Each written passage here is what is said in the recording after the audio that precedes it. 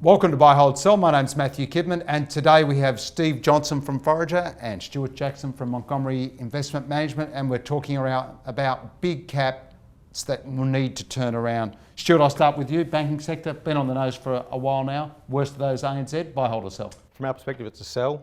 We prefer other banks. We see that it's having higher risk as it transitions its business out of Asia into Australia.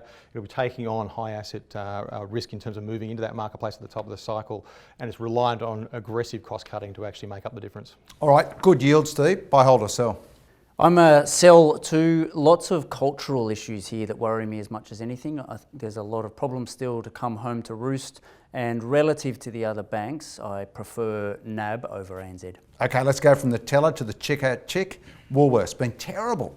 Is it a buy, hold or sell at these levels? I'm going to say hold on Woolies. I'm still pretty pessimistic about the future profitability, but this is a very well entrenched business in Australia. It's still going to be around in 10 years' time. I think it'll be more profitable than today, and it's capable of putting these issues behind it.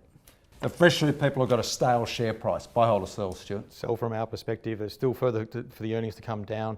If you look at those second half trading results and you annualise that, the market's looking for 20% growth off that base into 2017, given the dynamics associated with volumes and deflation.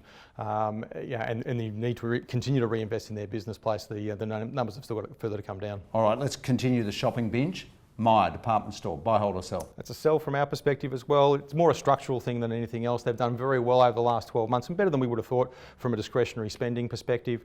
But ultimately, the department store itself is a dinosaur as a format. It's been replaced by the mall over the last sort of 20 or 30 years, and that's going to get worse and worse with the internet coming through and further disintermediate the market.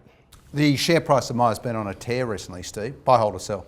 I'm a sell as well. We got very interested at much lower prices. I think at these prices, though, you're paying for a lot of growth that I'm not certain is going to come. The same issues. You've got Westfield, you've got H&M, you've got a lot of companies creeping into its space, and then you've got the internet on top of that. I think the business model's under a lot of stress. Let's go with something that always does work. A bit of sugar and a bit of caffeine mixed together. Coca-Cola Amatil, buy, hold or sell?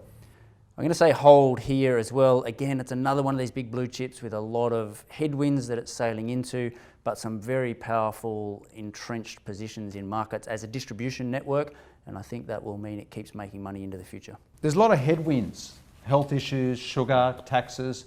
Coke's at the front of that, buy, hold or sell? It's a hold from our perspective as well. It's had a good rebound in the last sort of 2 or 3 months, but there's a core franchise there in terms of that route trade distribution model that has a lot of value in it, and it enables them to adapt and shift that portfolio over time. And we like the ex-capex nature of that domestic business as well that is probably undervalued by the market to some extent. Big ships are hard to turn around in very small harbours.